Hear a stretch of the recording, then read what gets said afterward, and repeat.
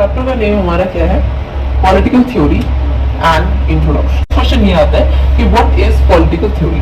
ठीक है, तो पॉलिटिकल थ्योरी हमारा क्या है? एक ऐसा आइडिया है और एक ऐसा कॉन्सेप्ट है जो हमें freedom, equality, justice and democracy के बारे में बताता है। ठीक है, और ये हमारी हेल्प किस चीज में करता है? ये हेल्प करता है हमें गवर्नमेंट के जितने भी काम है वो कैसे करने हैं, कब करने हैं, और जो भी लोग या जो सिटीजन्स हमारी कंट्री में रह रहे हैं उनको एज अ सोसाइटी कैसे बिहेव करना है। ठीक है, इन चीजों के बारे में बात करेंगे। ये बेसिकली हमारा पॉलिटिकल थ्योरी होता है। ठीक है, नेक्स्ट क्वेश्चन ये आता है कि why do we study political theory. ये इंपॉर्टेंट क्यों है? तो फर्स्ट पॉइंट हमारा ये आता है कि इंपॉर्टेंट है हमारा पॉलिटिकल कॉन्सेप्ट को समझने के लिए। ठीक है, कि जो भी पॉलिटिकल कॉन्सेप्ट्स हम लोग कर रहे हैं, ठीक है, जो समझने के लिए, for example democracy, equality, rights and freedom.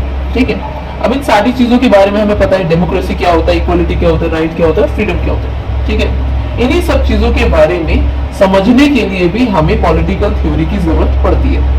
ठीक है, सेकेंड पॉइंट ये आता है कि government and laws and function, कि गवर्नमेंट की क्या लॉज है, क्या रूल्स एंड रेगुलेशंस हैं, उनको भी समझने के लिए या उनको लर्न करने के लिए हमें पॉलिटिकल थ्योरी को पढ़ना इंपॉर्टेंट है। The next point is help citizen to become responsible and active in public life. जो भी लोग रह रहे हैं, जो भी सिटीजन्स हैं हमारी कंट्री के, ठीक है, उनके लिए उनकी रिस्पॉन्सिबिलिटीज क्या है, उनका बिहेवियर कैसा होना चाहिए, उनके लिए रूल्स एंड रेगुलेशंस क्या है, ये सारी चीजें भी समझने के लिए हमें पॉलिटिकल थ्योरी की जरूरत पड़ती है। ठीक है, and the last point is कि राइट एंड ड्यूटीज, जो भी ड्यूटीज हैं एज अ सिटीजन, या भी जो भी हमारे पास हमारे राइट्स हैं, हमें जो भी राइट्स दिए गए हैं, fundamental rights for example, in rights को हमें कैसे यूज करना है, कब यूज करना है और किसके सामने यूज करना है, ये सारी भी चीजें हमें इसमें पता चल जाती है। ठीक है, नेक्स्ट आता है main ideas of political theory. Main ideas क्या क्या है? पहला फ्रीडम,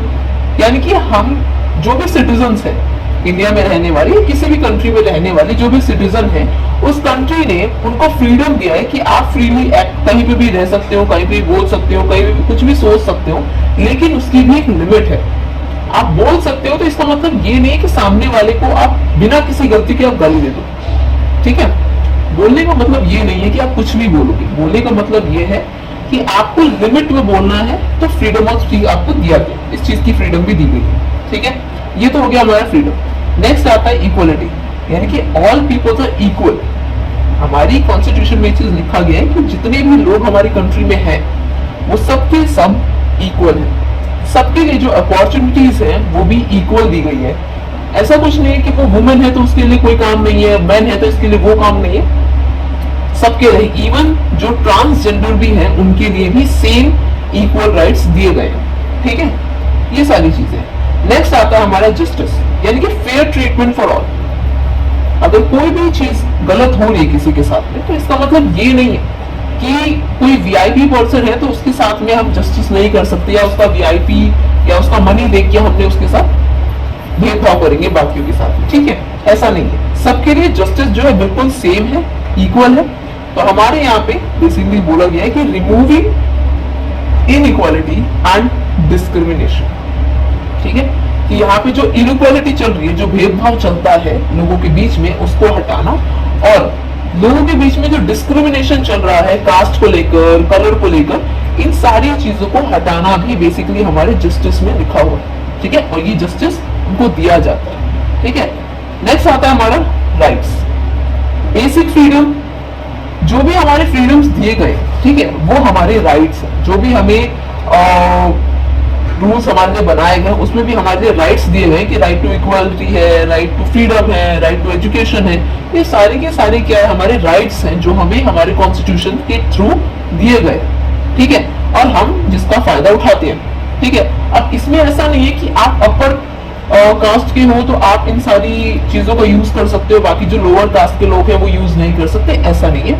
आप इन सब का यूज कर सकते हो, चाहे आप कोई भी हो, मैटर नहीं करता। अगर आप मेल, फीमेल, ट्रांसजेंडर कोई भी हो, आप इनका यूज कर सकते हो बिकॉज आप उस कंट्री के सिटीजन हो। ठीक है, नेक्स्ट पॉइंट आता है सिटीजनशिप, यानी कि being a member of country and taking part in its civics and the political life.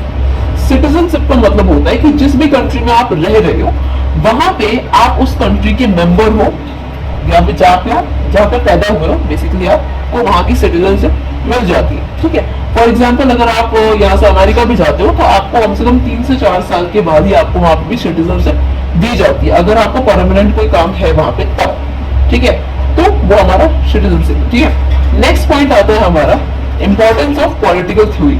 ये हमने ऊपर भी पढ़ा था, यहाँ हम शॉर्ट में देखते हैं कि अंडरस्टैंडिंग हाउ सोसाइटी वर्क। ठीक है, ये हमने पढ़ा था कि लाइक जो भी हमारी सोसाइटी है उसको काम कैसे करना है, हमारी गवर्नमेंट को काम कैसे करना है, वो चीज हो जाएगी। नेक्स्ट आता है critical thinking about the political events and issues. जो भी हमारे पॉलिटिकल इश्यूज हो रहे हैं, जो भी हमारे पॉलिटिकल इवेंट्स हो रहे हैं, उसके बारे में लोगों की जो मेंटालिटी है वो क्या है और कैसी है, उस चीज पे भी डिपेंड करता है कि हमें उनको भी पॉलिटिकल के बारे में या पॉलिटिक्स के बारे में बताना पड़ेगा कि जो भी रूल्स एंड रेगुलेशंस हैं उसको कैसे यूज करना है।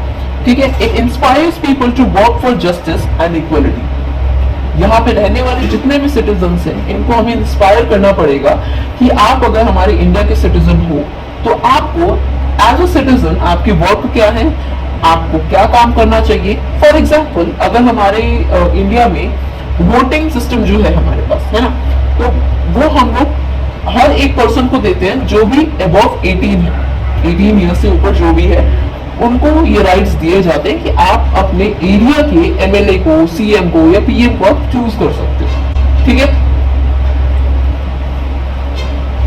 जो भी इंडिया की जो पीएम है या सीएम है, ठीक है, इन सबको आप चूज कर सकते हो। ठीक है, अब ये भी क्या है, हमारे एक राइट्स है जो दिए गए थ्रू कॉन्स्टिट्यूशन। ठीक है, ये चीजें हो गई।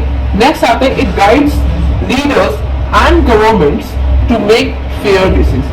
अब जो भी पॉलिटिकल थ्योरी है, जो हमारा कॉन्स्टिट्यूशन है, वो हमें ये बताता है कि हमारे जो गवर्नमेंट है या गवर्नमेंट के जो लीडर्स हैं उनको हमारे कॉन्स्टिट्यूशन में क्या क्या काम करना है, कैसे फेयर डिसीजन लेने हैं, वो सारे काम हमारे पॉलिटिकल थ्योरी में बताया गया।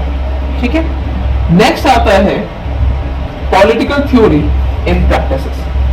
Political theory it's not only about ideas, it's also affects.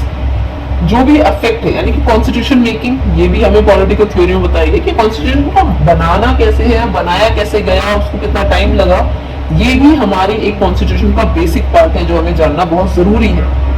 Laws and policies, क्या क्या लॉज हैं, क्या पॉलिसीज हैं, किस कैसे उसको यूज करना है और कौन कौन उसको यूज कर सकता है। ठीक है, ये सारी चीजें भी हमें जानना बहुत ज्यादा इंपॉर्टेंट है। Citizen rights and responsibilities, they are also important for us. And the next one is democratic participation. जो भी डेमोक्रेसी में हमने लोगों को जो पार्टिसिपेशन दिया हुआ है, ये जो भी चीजें गवर्नमेंट के थ्रू दी गई है, हमें उसको कैसे यूज करना है और कैसे उनको बेसिकली हमारी सोसाइटी में लोगों को